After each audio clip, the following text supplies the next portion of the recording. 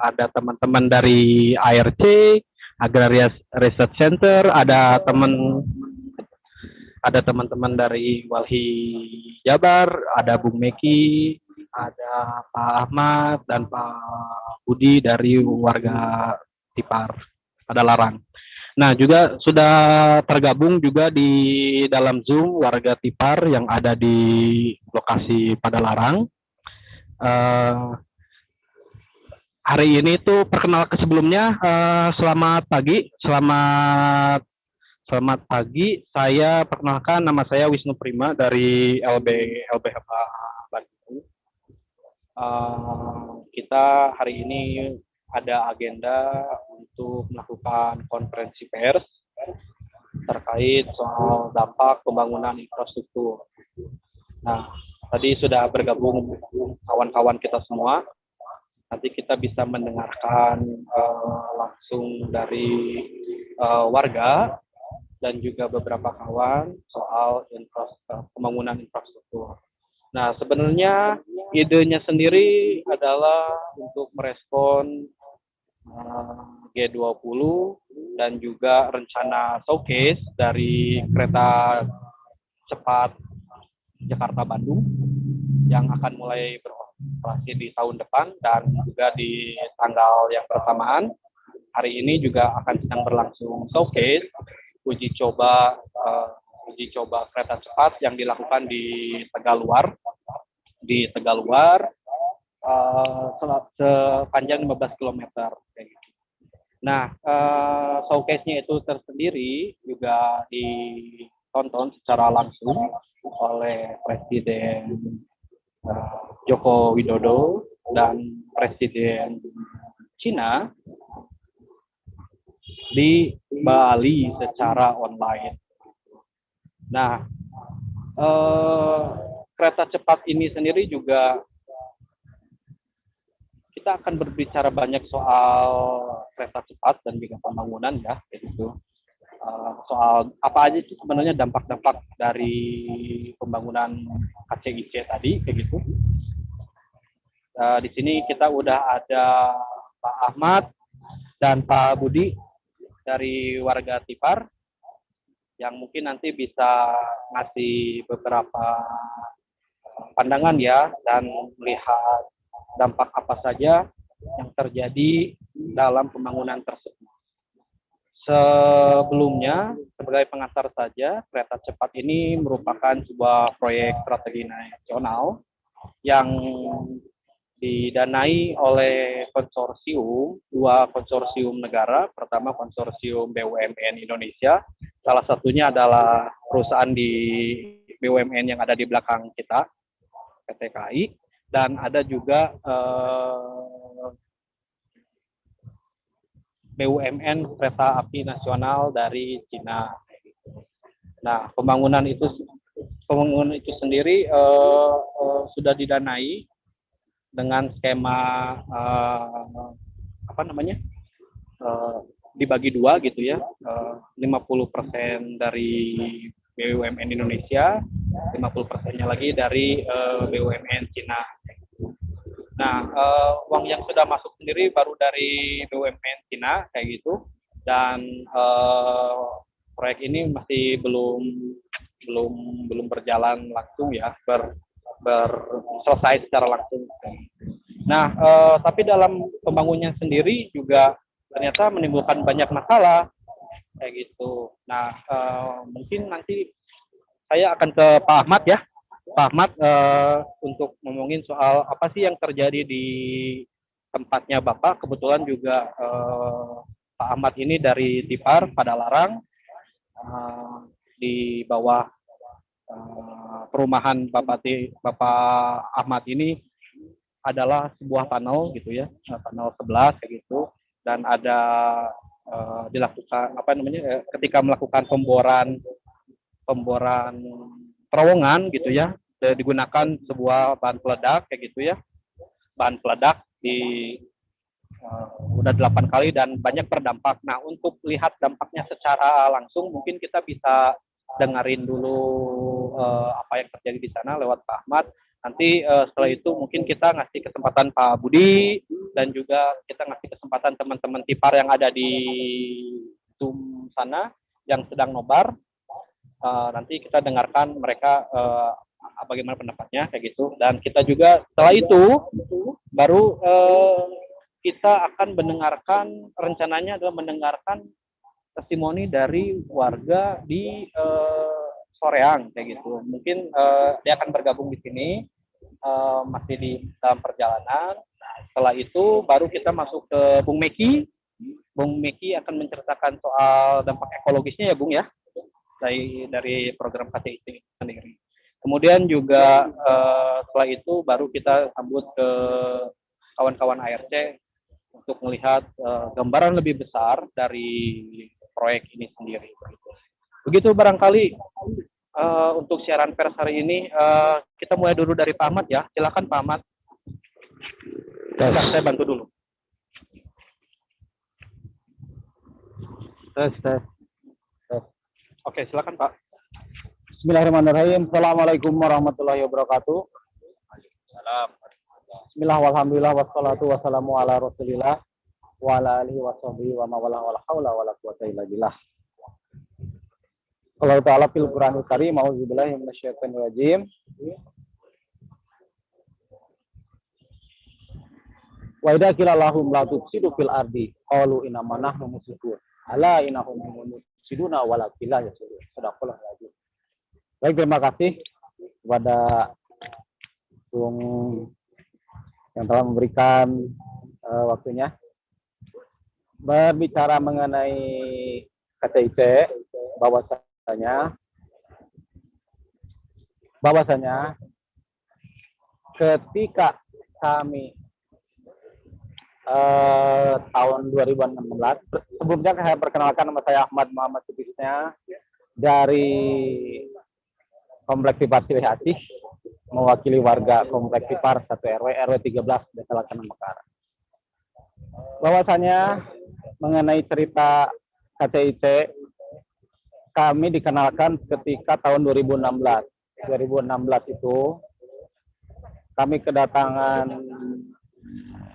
konsultan yang mengatasnamakan KTIT bahwasanya akan ada proyek yang katanya disebut Tunnel 11 dan itu akan ada terowongan menembus gunung dan dikerjakan dengan cara dibor. Pada saat itu dibor gitu ya, pada sosialisasinya. Itu tahun 2016. Dan kebetulan oleh warga sekitar ada 3 RW, saya ditunjuk untuk jadi juru bicara mewakili mereka.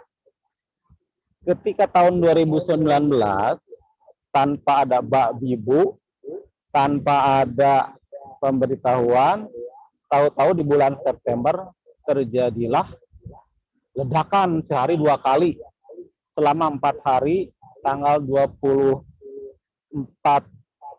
September sampai 28 September, 4 hari itu jadi 8 kali ledakan yang membuat kami, khususnya 1 RW yang paling dekat dengan Gunung Bohong, Tunnel 11, warga itu sampai kaget.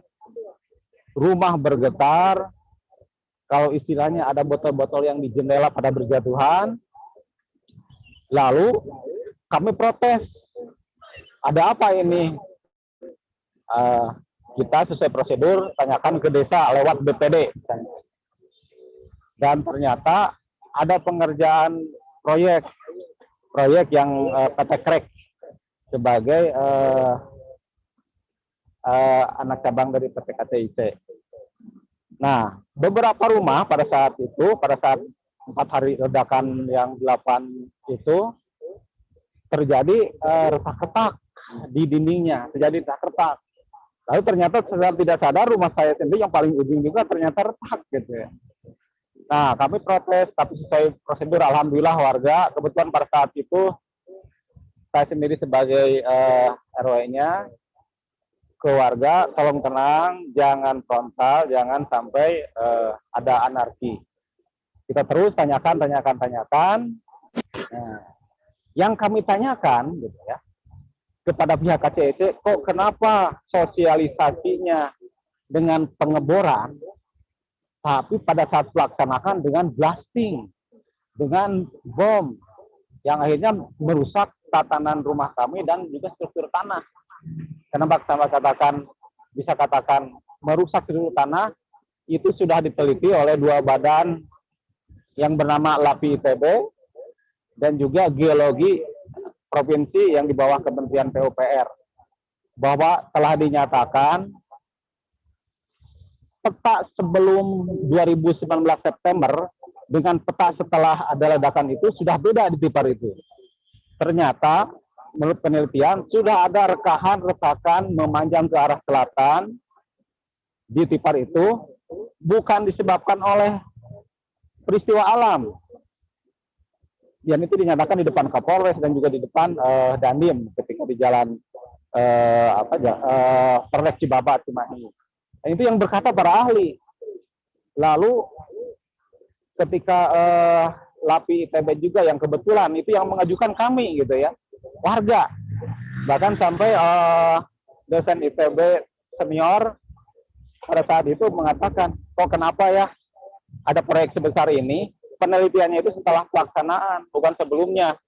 Nah itu saya kurang mengerti, silakan yang berkompeten tahu gitu ya.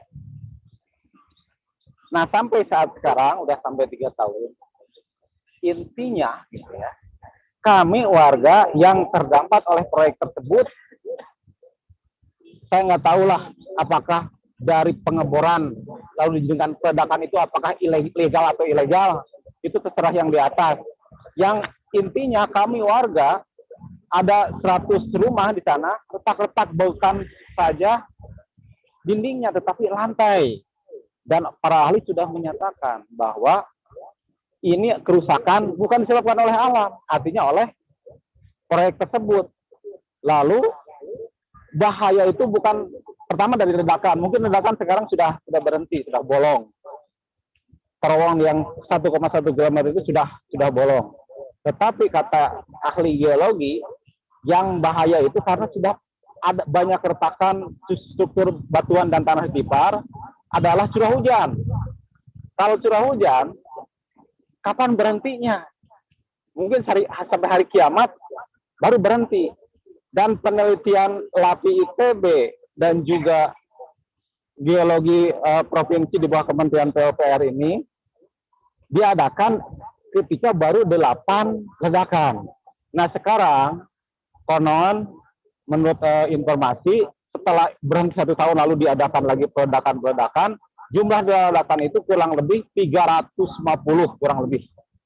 Bisa informasi ini bisa dipertanggungjawabkan gitu ya.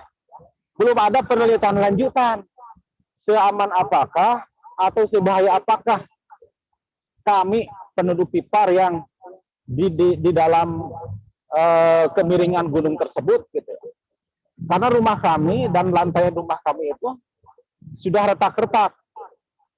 Bahkan sebenarnya sudah ada rekomendasi dari Geologi Provinsi bahwasanya rumah-rumah di Tipar itu harus diberikan penguatan dan diperkuat konstruksi sesuai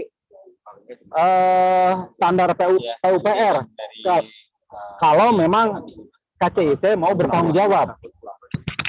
Tapi yang kami tuntut adalah kan belum ada penelitian lanjutan nih gitu ya. Sebahaya apakah?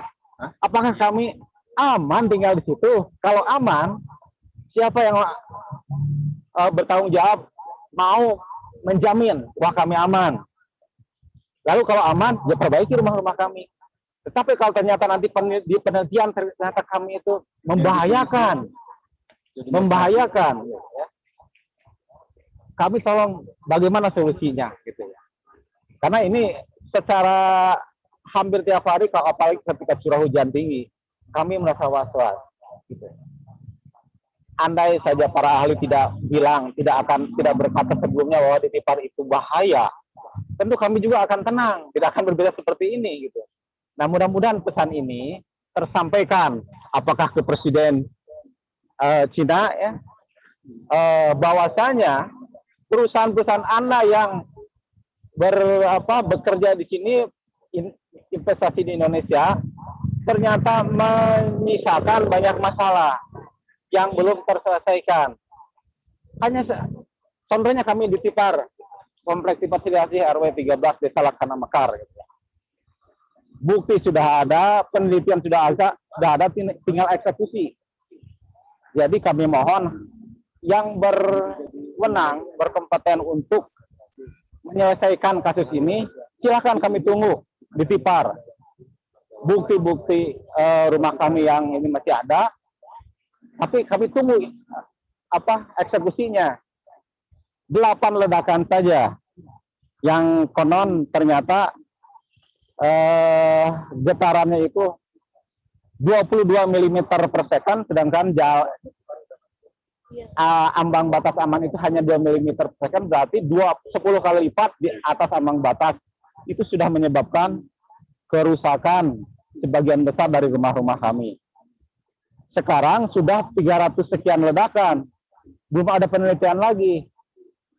Jadi di sini kami mohon yang berwenang, khususnya pemerintah, negara, atau kalau bisa dunia juga memperhatikan. Kok proyek Cina ini yang sekarang itu mau digembar-gemborkan, bahkan dibangga-banggakan oleh pemerintah gitu ya. Tetapi di bawah ini menyisakan masalah. Hak asasi kami terganggu. Hampir tiap hari ketika ada hujan, sangat tebal kami was-was. Untuk itu kami mohon, ada 500 jiwa, 120 kakak, dan ada 120 rumah di pinggang Gunung Bohong, di pinggir tunnel 11 yang jaraknya hanya 100 meter, untuk diperiksa kembali, untuk diteliti kembali bagaimana solusinya. Apakah memang kami aman tinggal di sana setelah peledakan dan membuat retak-retak lantai dan rumah kami, ataukah tidak aman? Mungkin bupati, gubernur, atau kementerian kami tunggu di sana. Mungkin itu yang bisa saya sampaikan. Mungkin dari rekan-rekan nanti bisa menambahkan. Intinya kami tidak melarang, kami justru salut dengan pembangunan modernisasi proyek strategi nasional, tapi jangan sampai korbankan warga masyarakat. Itu, terima kasih. Assalamualaikum warahmatullahi wabarakatuh. Waalaikumsalam. Terima kasih pada Pak Ahmad ya dari Tipar. Ya. Dan selanjutnya tadi sudah memaparkan gitu ya bagaimana kondisi di sana gitu. Dan sekarang kita ke yang online dari warga Tipar juga. Apakah sudah bergabung? Halo?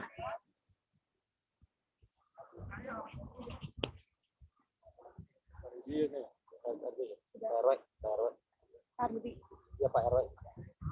Pak RW?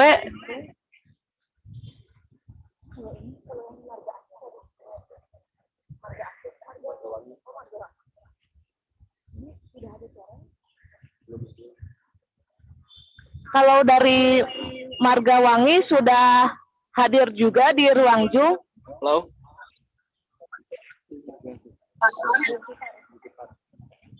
Oke Pak, dari Tipar. Halo Pak Rudi.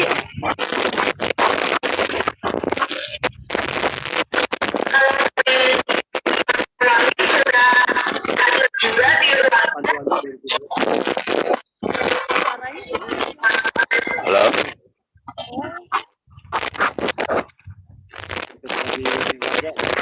Halo. Halo. Halo Pak Rudi. Halo. Ya. Apakah suara di sini terdengar? Halo. Sudah. Ada?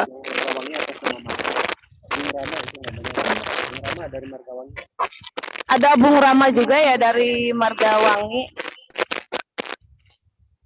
Oke, untuk dari Pak Rudi dulu saja, dari warga Tipar, bisa menjelaskan gitu secara singkat bagaimana kondisi di sana. Kepada Pak Rudi dipersilakan.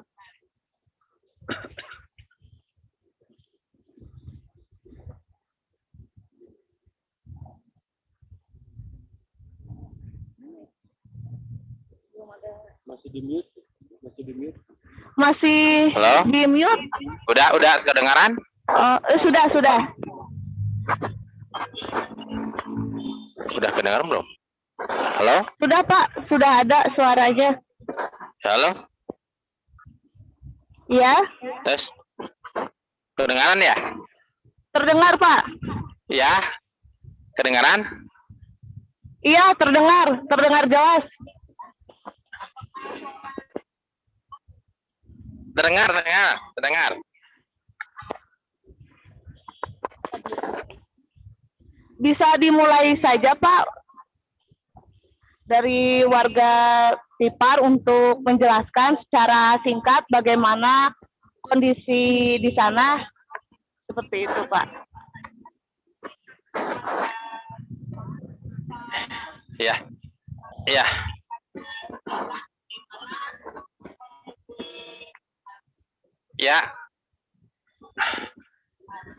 Ya, Assalamualaikum warahmatullahi wabarakatuh.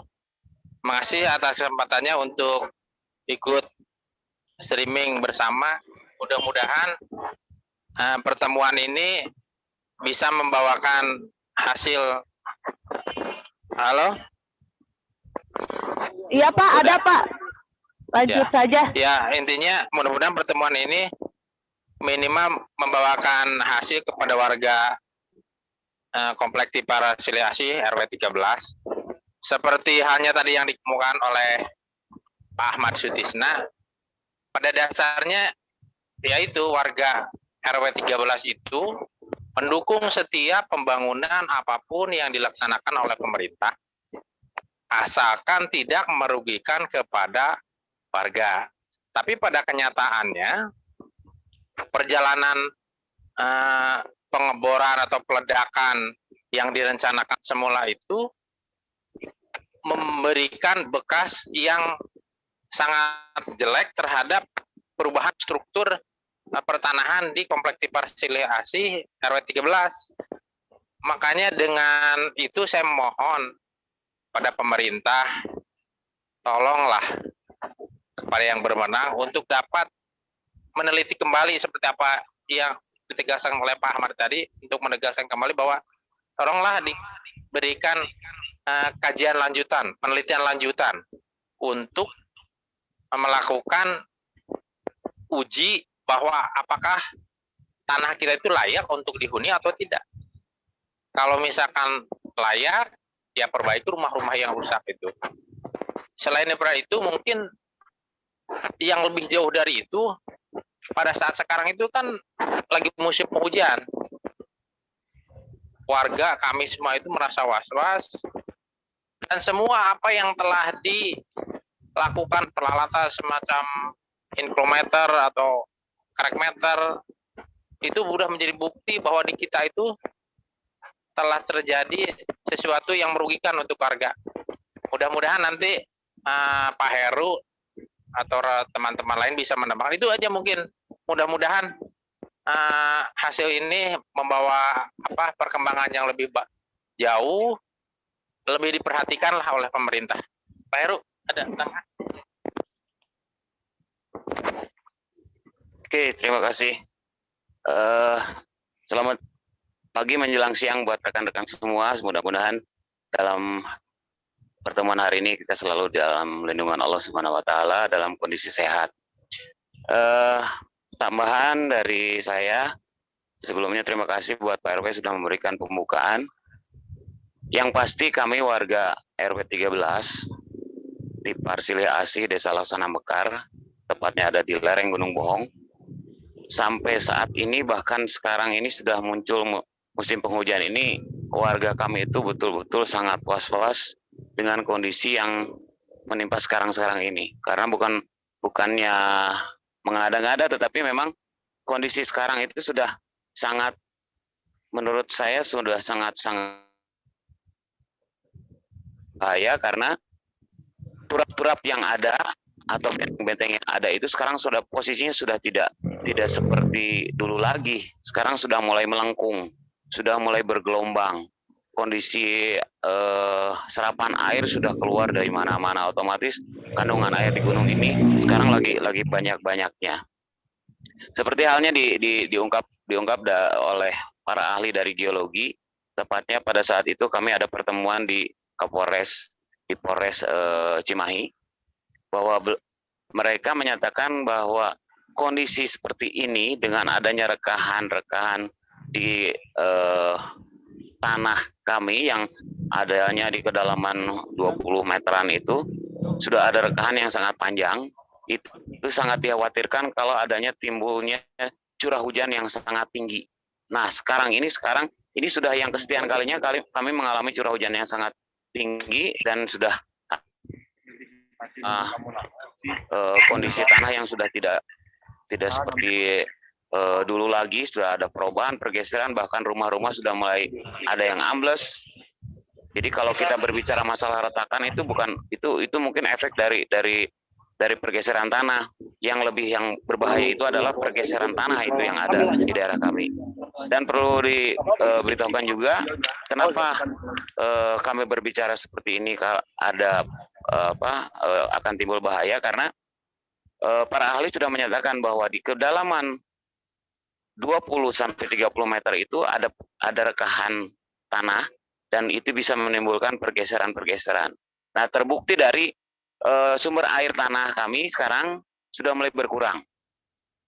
Terus mesin yang ada di dalam tanah untuk menghisap air itu sudah tidak bisa diangkat lagi. Jadi kami sudah tidak bisa memelihara sumur bor kami karena si mesinnya sudah tidak bisa diangkat lagi. Nah, dan kemudian ada dua alat yang belum dicek sama sekali oleh para ahli itu, namanya ada inclinometer.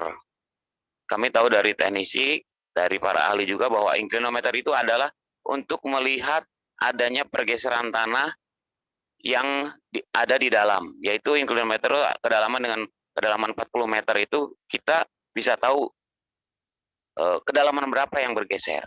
Nah, sementara inclinometer ini dari ledakan yang 8 itu sampai sekarang lebih dari hampir mau 400 ledakan, itu sama sekali belum ada pengecekan ulang.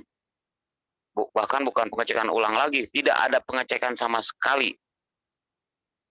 Kenapa begitu? Karena saya inclinometer itu atas anjuran dari, mungkin bukan anjuran, kekhawatiran mereka, para ahli, terutama yang dari ITB, dari LAPI ITB, itu menganjurkan memasang inclinometer karena mereka itu khawatir sekali dengan pergeseran tanah itu. Dulunya itu meminta 6 titik, akhirnya turun jadi 4, bahkan yang di ACC-nya jadi 2. Nah, tetapi dari ahli itu harus memasang itu karena biar tahu pergeseran tanahnya. Nah, sekarang sudah hampir 400 ledakan, kami tidak tahu apakah bergeser atau tidak. Nah, sementara kami masyarakat di sini, warga di sini, dari perjalanan selama 3 tahun ini kami itu mencari sumber, mencari data, mencari pengetahuan untuk apa dan bagaimana cara kerja inclinometer. Akhirnya kami mau mencoba memanfaatkan tadinya lubang inclinometer itu karena airnya banyak. Kami mau mencoba memanfaatkan, ternyata baru masuk 2 batang pipa paralon aja sudah tidak bisa masuk. Padahal lubangnya itu casing atau lubang dari inclinometer itu adalah 3 inch. Sementara yang dimasukkan itu 3/4 in. Masa sih tidak longgar? Nah, jadi tolong untuk para ahli, ada apa dengan kondisi ini? Kalau saya bicara secara teknis mungkin nanti saya dianggapnya sok tahu atau kuminter lah bahasa Bandungnya mah. Tapi saya tolong untuk para ahli, ini inclinometer kenapa? Lubang 3 in kok dimasukin pipa 3/4 in kok nggak bisa masuk, cuma bisa masuk sampai 2 batang setengah lah, sekitar 10 meter.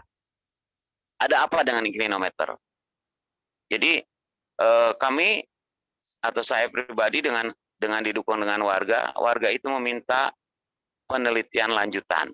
Tolong dicek inclinometer itu apakah ada pergeseran, apakah ada pergerakan di dalam tanah atau tidak.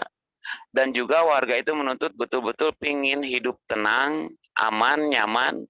Kalau aman, kami bisa menghuni di sini. Tolong jaminannya. Tolong ada yang bertanggung jawab kalau kami bisa tinggal di sini aman. Kalau tidak, juga tolong jaminannya secara tertulis biar kami juga tahu bahwa yang menjamin itu betul-betul orang yang berkompeten dan orang yang bisa ngambil keputusan kalau terjadi apa-apa bisa bertanggung jawab.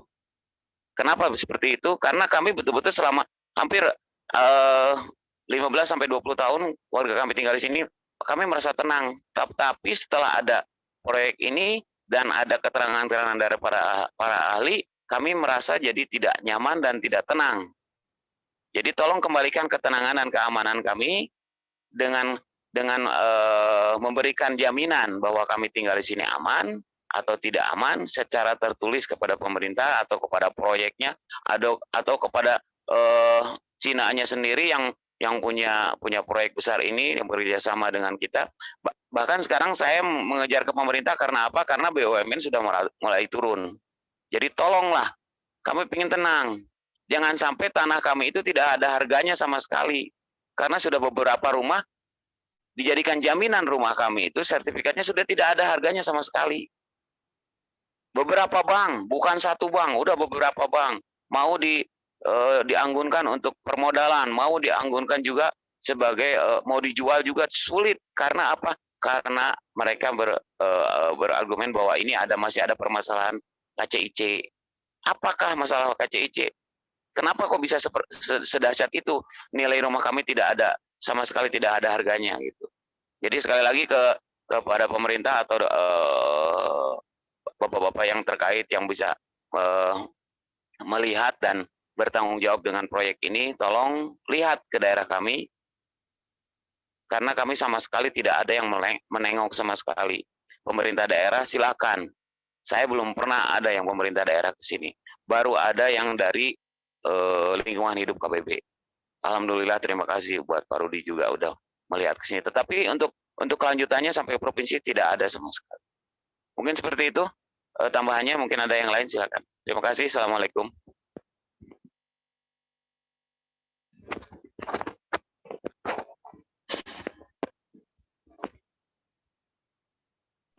Oke, terima kasih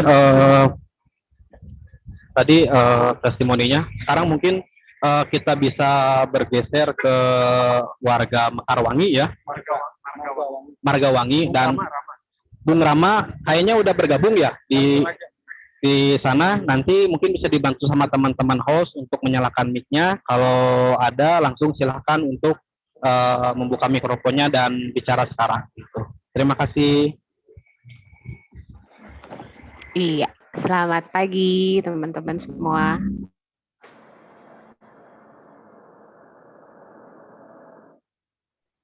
Pagi.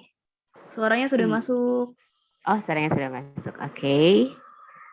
Iya, saya Ibu Marta, saya istrinya Bapak Rama. Kami bertinggal di Komplek Margawangi yang kebetulan itu berada berdampingan dengan trase kereta cepat Jakarta-Bandung.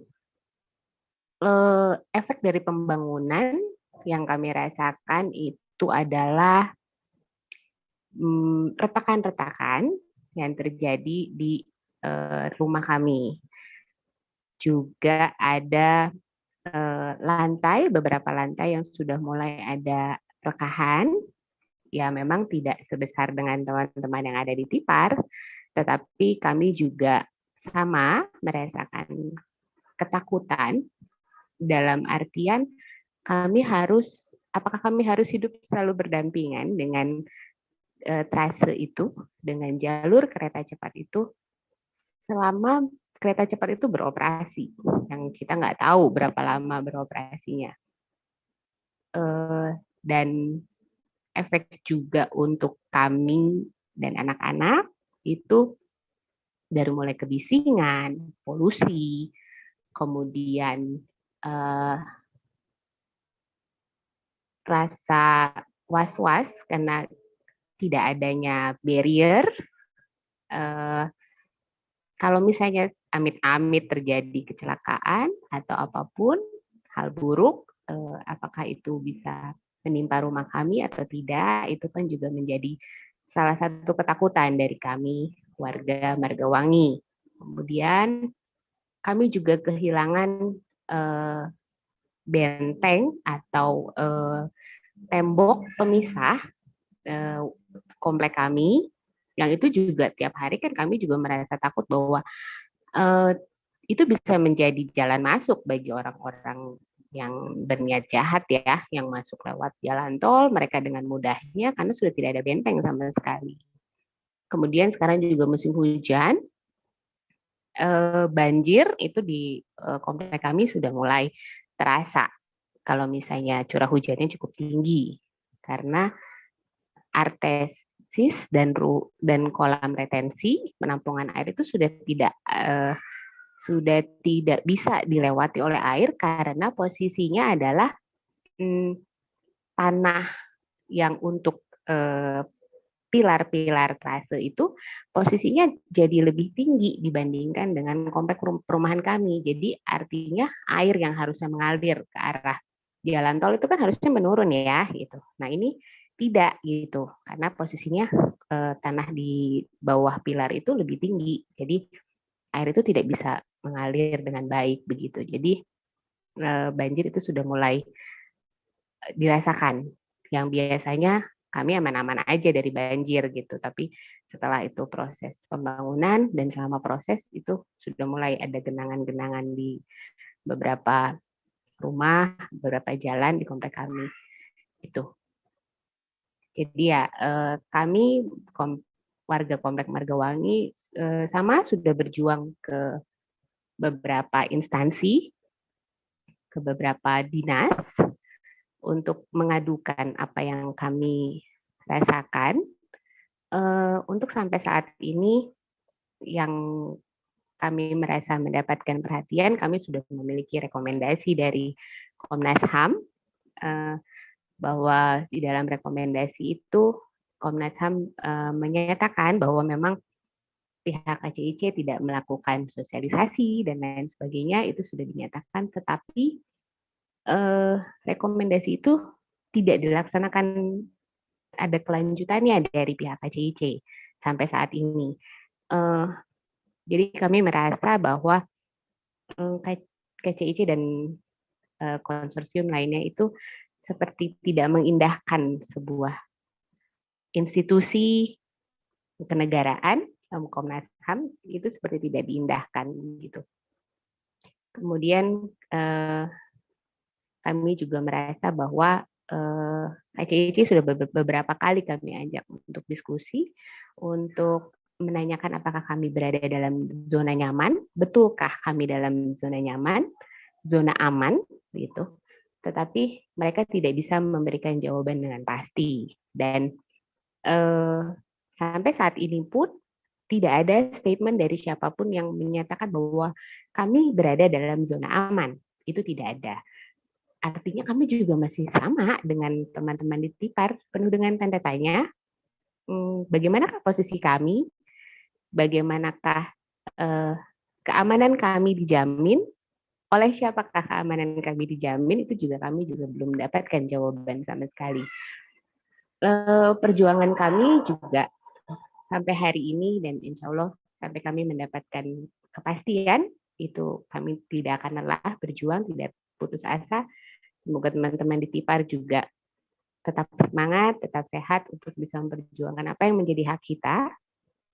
Semoga juga teman-teman yang lain bisa membantu, mungkin dari LBH, mungkin dari Walhi, kita sama-sama bergandengan tangan untuk bisa mendapatkan jawaban dari pertanyaan-pertanyaan kita, ketakutan-ketakutan kita semua. Mudah-mudahan kita bisa lebih kuat dan bisa menyelesaikan dan mendapatkan jawaban dari apa yang kita rasakan selama ini. Itu saja dari kami, warga Komplek Margawangi. Ada yang mau ditanyakan mungkin? Oke, terima kasih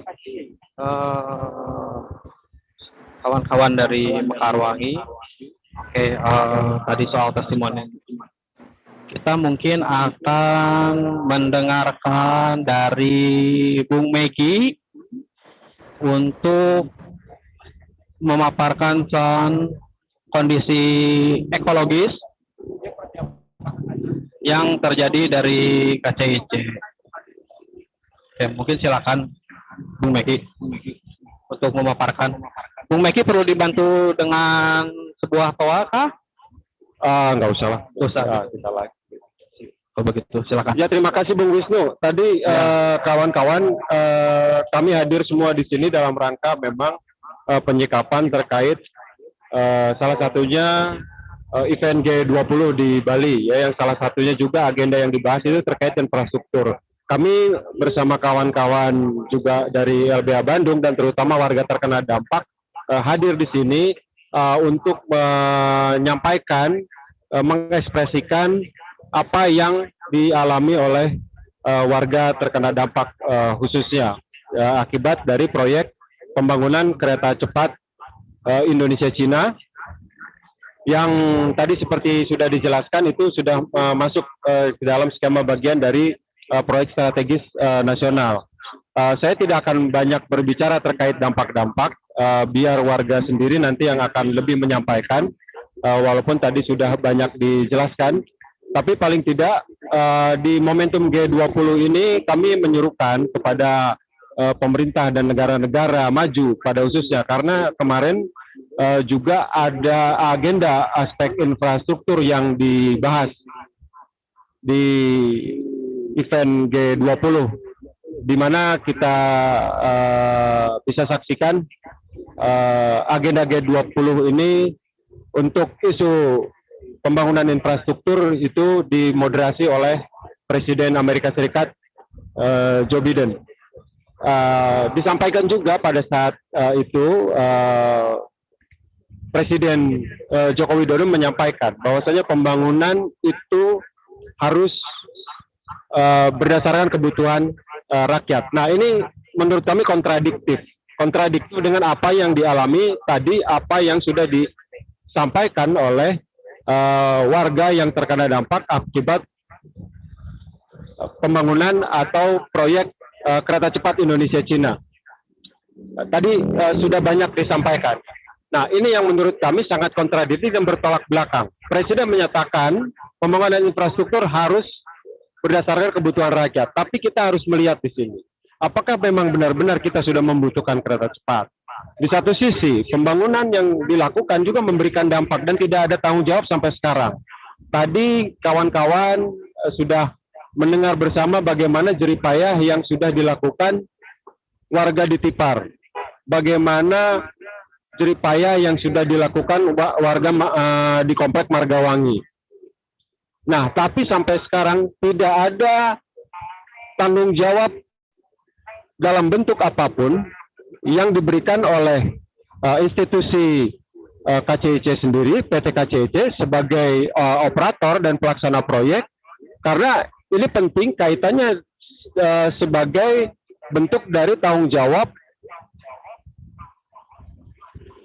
bisnis dan hak asasi manusia. Begitupun juga negara yang menggagas, pemerintah, dalam hal ini pemerintah yang menggagas proyek kereta cepat ini juga tidak membantu menyelesaikan masalah-masalah yang dihadapi warga. Warga sudah mengalami penderitaan dan sampai sekarang mengalami tekanan psikologis karena selalu merasa khawatir akan dampak-dampak yang sangat berpotensi terjadi ke depannya. Apalagi di saat kereta cepat ini sudah memang akan beroperasi.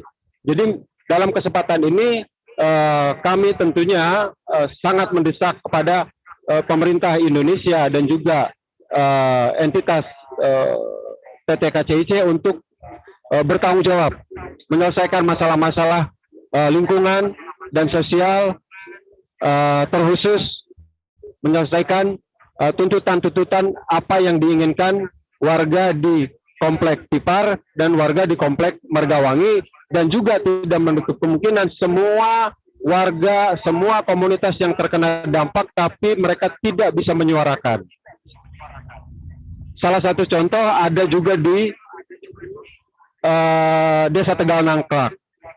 Bagaimana sekitar 13 kepala keluarga sampai sekarang terkatung-katung dijanjikan rumah pengganti akibat terkena proyek terowongan kereta cepat, sampai sekarang janji itu tidak dipenuhi. itu satu gambaran bagaimana PT KCIC dan juga pemerintah itu abai dan seakan lari dari tanggung jawab seperti itu. Dan kami juga dalam kesempatan ini mendesak kepada pemerintah Cina sebagai bagian dari proyek ini, karena tadi sudah disampaikan proyek ini melakukan kerjasama dua negara, di mana PT KCIC merupakan juga konsorsium dari perusahaan-perusahaan Indonesia dan perusahaan-perusahaan Cina. Nah, kita tidak menginginkan proyek ini memberikan dampak secara terus-menerus. Dalam hal ini, pemerintah Cina pun yang kebetulan Presiden Xi Jinping sedang berada di Bali bisa mendengarkan dan memperhatikan di balik akan segera beroperasinya kereta cepat ini, tapi jangan ada pengabaian dan tutup mata, tutup telinga terhadap penderitaan yang sudah dialami warga. Nah, itu saja yang untuk awalan Bung Wisnu yang bisa kami sampaikan terkait dampak-dampak dan sikap kami terhadap proyek kereta cepat Indonesia Cina ini. Oke. Terima kasih Bung Meki atas pemaparannya soal dampak-dampak. Mungkin sekarang kita akan bergeser kepada kawan-kawan ART. Di sini udah ada Rizky dari Agrarian Research Center. Mungkin Rizky bisa ngasih input dan secara gambaran luarnya gitu. Bung Rizky, apakah perlu pakai toa atau hanya cukup ini aja? Ini aja. Cek. Pembangunan kereta cepat. Pertama-tama perkenalkan teman-teman sekalian, nama saya Rizky Maulana Hakim. Saya dari Agrarian Resource Center. Dalam hal ini beberapa poin yang hendak saya sampaikan berkaitan dengan pembangunan kereta cepat yang merupakan salah satu program strategis dan program yang digembor-gemborkan dalam tanda kutip oleh rezim hari ini. Pada dasarnya merupakan satu program rezim untuk menyelesaikan permasalahan-permasalahan. Klaim mereka untuk menyelesaikan permasalahan-permasalahan yang timbul di kota-kota metropolitan seperti Jakarta dan Bandung serta daerah-daerah sekitarnya. Hal ini permasalahan yang dimaksud adalah seperti halnya permasalahan kepadatan penduduk dan lain semacamnya. Oleh karena itu, pembangunan kereta cepat ini adalah dalam rangka untuk memperbesar mobilitas warga di kota-kota metropolitan agar tidak hanya terkonsentrasi di 1-2 tempat saja. Hanya saja dengan konsep pembangunan yang mereka perkenalkan melalui kereta cepat ini, yaitu konsep yang disebut dengan TOD ya, Transit Oriented Development, itu pada dasarnya hendak menciptakan ruang-ruang permasalahan baru melalui pembangunan kereta cepat ini. Ambil contoh saja berkaitan dengan beberapa transit-transit yang dilewati atau stasiun-stasiun yang dilewati oleh kereta cepat ini berada pada titik-titik vital di daerah Jakarta dan daerah Jawa Barat secara umumnya dalam rangka membangun kota-kota baru. Artinya ketika bicara kota-kota baru, permasalahan yang berkaitan dengan pemukiman-pemukiman kumuh, kemudian kepadatan penduduk, itu kemudian akan umum sekali ditemukan di daerah-daerah baru tersebut.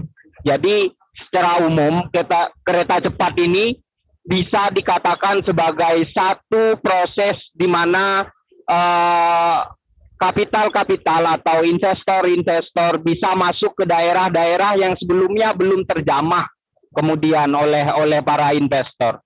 Sehingga dalam konteks ini yang dapat saya bilang adalah program kereta cepat semata hanya untuk kepentingan investasi dan perluasan kapital, yang pada akhirnya itu kemudian akan menyingkirkan masyarakat-masyarakat asli di daerah kawasan-kawasan kereta cepat itu sendiri.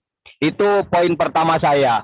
Poin kedua yang berkaitan dengan kereta cepat, kereta cepat ini menjadi alat kemudian bagi negara Indonesia dalam secara spesifik oleh rezim untuk kemudian mengundang investor-investor asing untuk masuk ke negara kita secara menjarah gitu. Ambil saja bagaimana kemudian kereta cepat ini menjadi bahan kampanye Presiden Joko Widodo untuk alat obrolan mereka di G20 yang sedang berlangsung di Bali hari ini. Kereta cepat beserta dengan program prioritas lainnya seperti IKN menjadi primadona, menjadi sesuatu yang dijual dalam tanda kutip oleh rezim untuk kemudian dapat dialirkan dananya dari kapital-kapital asing untuk masuk di Indonesia. Hal ini umum ditemukan dalam proyek kereta cepat sendiri. Dalam hal ini konsorsium pembangunannya dipegang oleh perseroan atau PT KCIC, Kereta Cepat Indonesia Cina, yang itu dalam proses pembangunannya meminjam dana dari China Development Bank. China Development Bank merupakan satu bank dari China yang khusus untuk memberikan pinjaman kepada negara-negara di luar China dalam rangka menjalankan program China di negara-negara dunia ketiga atau negara-negara berkembang. Dalam hal ini China dalam konteks KCIC hanya dalam rangka untuk mempertajam pengaruh-pengaruh dia di negara-negara berkembang seperti Indonesia, dan sifatnya tentu sangat menyejarah. Kita bisa lihat bagaimana contoh pelabuhan strategis di negara Sri Lanka itu diakuisisi secara menjarah oleh skema pinjaman yang dikeluarkan oleh Jepang. Bukan berarti kemudian dengan contoh ini kemudian KCIC bisa sangat potensial untuk diakuisisi dan ambil alih secara mayoritas oleh Cina sebagai satu komoditas mereka sendiri. Mengapa demikian? Karena menurut hitung-hitungan dari teman-teman lainnya bahwa pembangunan kereta cepat ini pelaksanaannya dari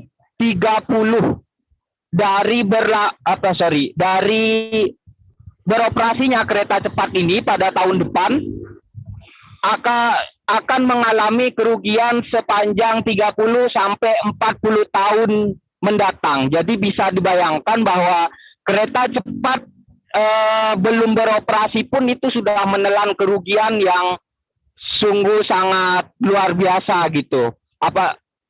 Begitupun dengan beroperasinya nanti, itu bakal mengalami kerugian yang sangat panjang gitu, sekitar 30 sampai 40 tahunan dari sejak beroperasinya tahun depan. Hal ini dikarenakan karena pinjaman-pinjaman yang diakibatkan oleh pembangunan kereta cepat ini tidak bisa skemanya dibayarkan oleh negara, karena skema dari awalnya adalah business to business. Jadi ini murni adalah bisnis antar negara, yaitu BUMN Cina dengan BUMN Indonesia serta Bank Development Bank, China Development Bank. Jadi dua poin ini yang secara tegas kami ingin gambarkan bahwa kereta cepat Indonesia Cina yang hal ini bergerak dari Jakarta Bandung adalah semata merupakan suatu permasalahan baru dalam sektor agraria, dalam sektor pemukiman penduduk dan mobilisasi masyarakat dan lain semacamnya. Ini sangat kompleks masalahnya dan tentu perlu diperhatikan secara umum karena dampaknya akan kepada kita semua. Gitu. Terima kasih. Itu dari saya. Terima kasih kawan Rizky dari ARC udah mengingatkan kita semua juga bahwa program KCIC juga ini didanai oleh sebuah bank Cina yang tentu saja didanai dengan skema hutang. Beberapa proyek pembangunan didanai oleh melalui skema hutang. Nah, kawan-kawan, itu tadi beberapa testimoni dan beberapa informasi dari konferensi pers kita hari ini. Saya juga mengundang kepada kawan-kawan jurnalis yang ada di ruangan itu maupun kawan-kawan jurnalis yang sudah ada di lokasi ini untuk bertanya. Barangkali ada bertanya mungkin di chat di kolom komentar aja gitu. Nanti biar saya bacakan.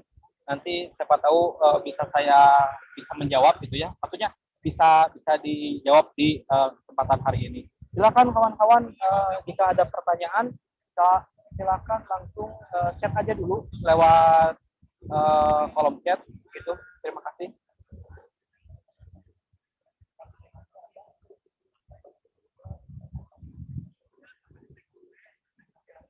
Cek dulu apakah ada kawan-kawan yang ingin bertanya di sini.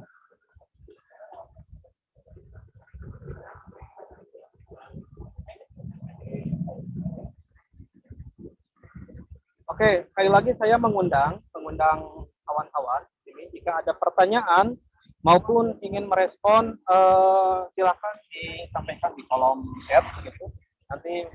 Nanti kami akan bacakan. Oke. Kayaknya kalau nggak ada kawan-kawan jurnalis pengen bertanya juga kah atau ada pertanyaan silakan. Kalau misalnya belum ada juga nggak apa-apa gitu. Ada pertanyaan kah? Aman dulu? Oke, sip. Sebagai pengantar mungkin saya akan membacakan siaran persnya, gitu. Saya akan membacakan siaran persnya, rilis pers yang dibuat hari ini, gitu.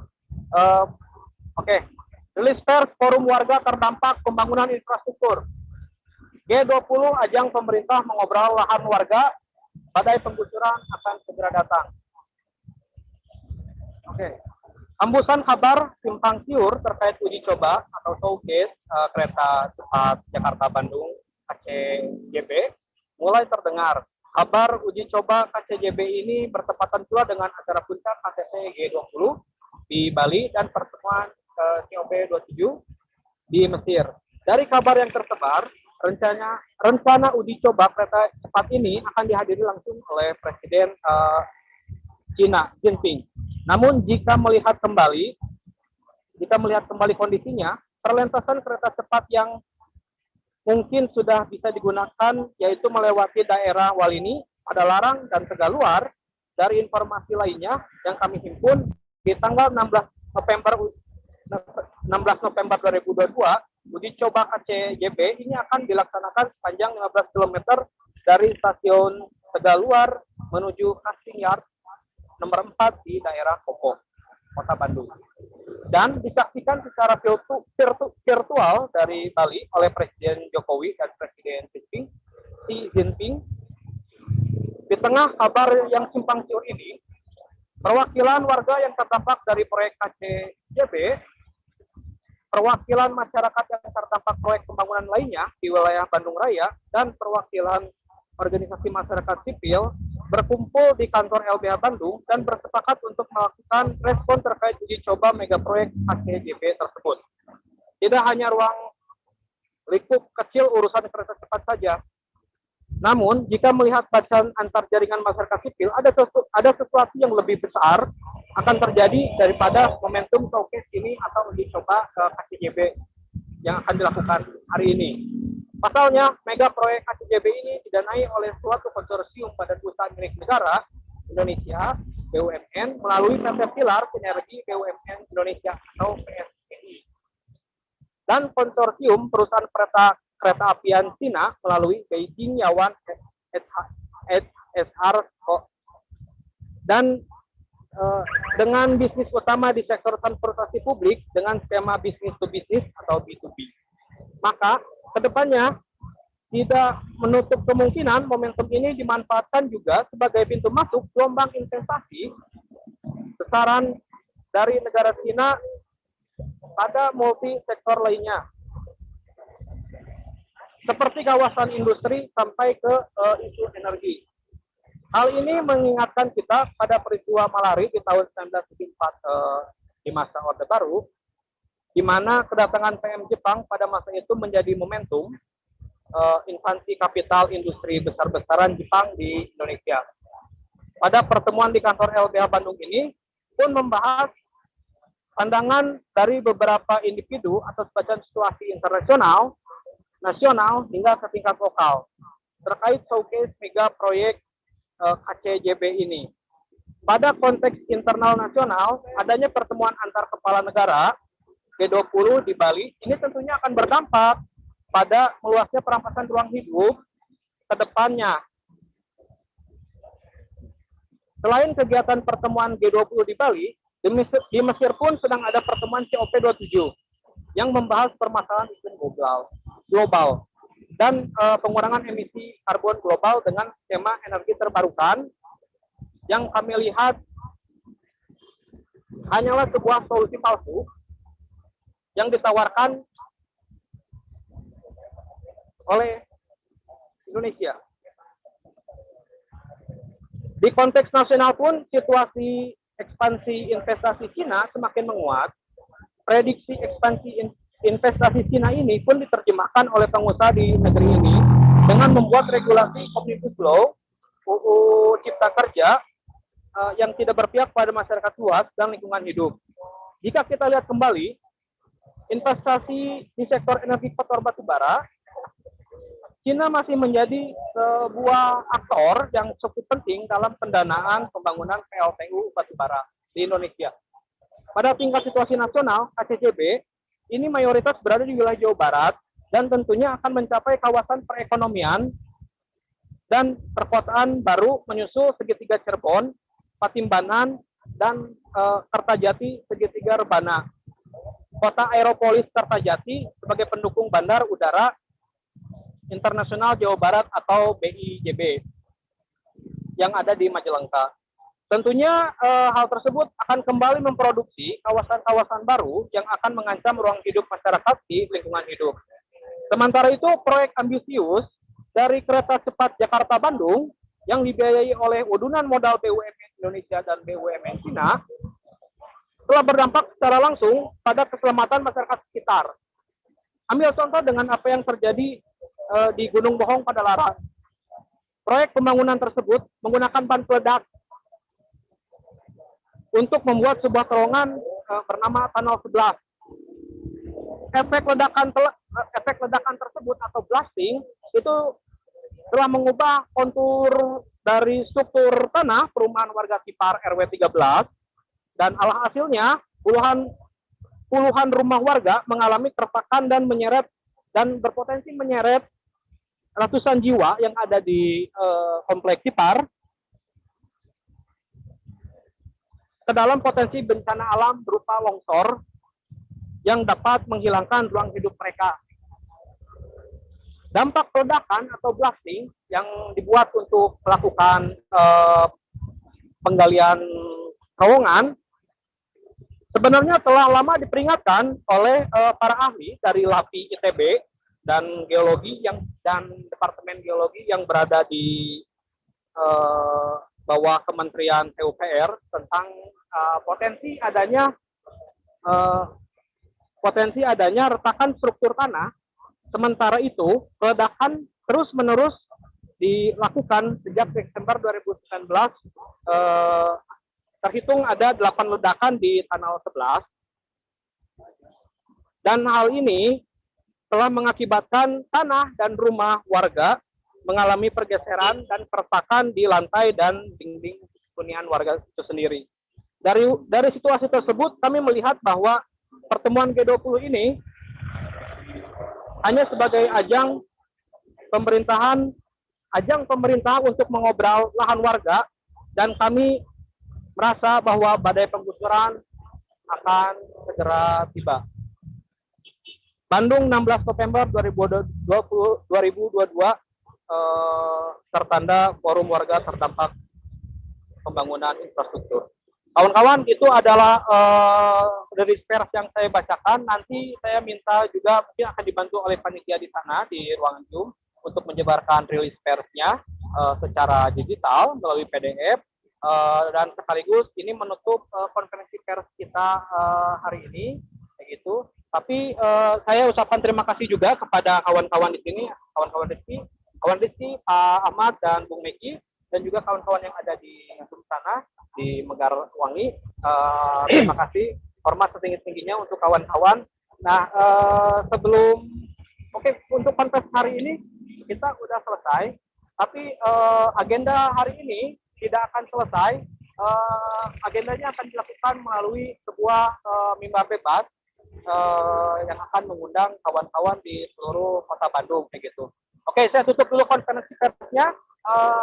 Rilis persnya akan segera dibagikan melalui kolom chat oleh panitia.